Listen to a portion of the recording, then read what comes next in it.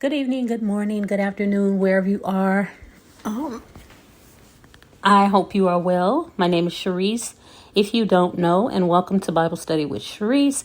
And so I just wanted to do a recap of the Bible study. We're in 1 Samuel 16 and 17, chapter 17 with verses 1 through 11.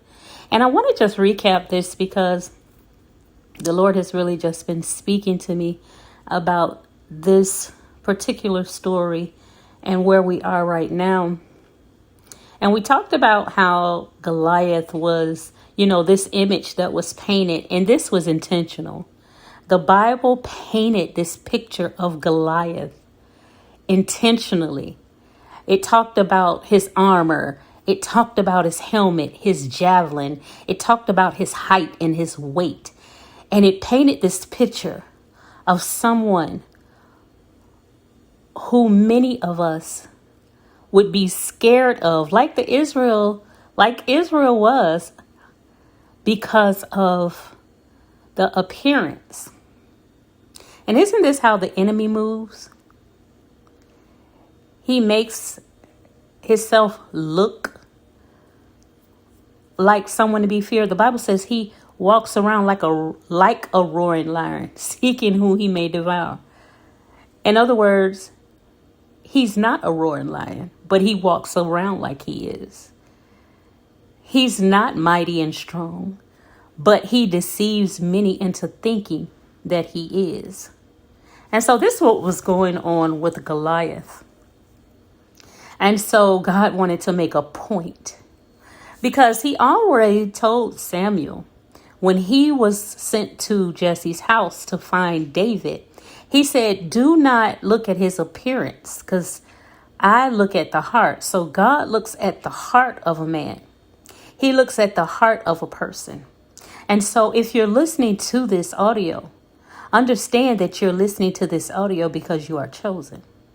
Understand that even though you may not feel like that you're chosen, even though you may not feel like you're the one, God says you are, because God has looked at your heart.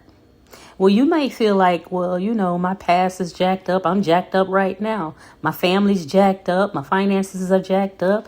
It's nothing really that I could do. But just like this uncircumcised Philistine was tormenting the people of Israel for 40 days, over and over, day after day after day, tormenting them, putting them in fear. There has been Goliaths in your bloodline that has been tormenting people in your family, tormenting your family members, tormenting your bloodline, stealing, killing, and destroying. But God is raising you up. God has chosen you to fight the Goliaths. And so we may have more than one Goliath in our lives. Some of us have the Goliath of religion that has been tormenting generation after generation. Some of us have the Goliath of addictions that has been tormenting generation after generation. The Bible says that when Israel heard Goliath speak, they were fearful. They didn't want anything to do with that. And there have been many in generations that have been fearful to step to the plate, that have been fearful to take down the Goliaths that torment your bloodline, that torment your family. But God is raising you up to be a David, to take down the Goliaths that have tormented your bloodline for decades, for years, for centuries, even for some. Some of it is just financial issues, poverty. Some of it's marital issues. Some of it is sickness and disease. tormenting. But God made you different. God made you different. Why? Because he has a plan for your life. And he has put what you need on the inside of you to fight Goliath. You already possess what you need to defeat the Goliath. The question is, will you trust God and step to the plate as a chosen one, as an anointed one, as David did? David had learned how to fight on the backside. He wasn't in the limelight. He wasn't the one that was chosen by his family. As a matter of fact, they had him in the back tending to a couple of sheep. He wasn't liked by his family. In modern day language, he would have been called the black sheep of the family.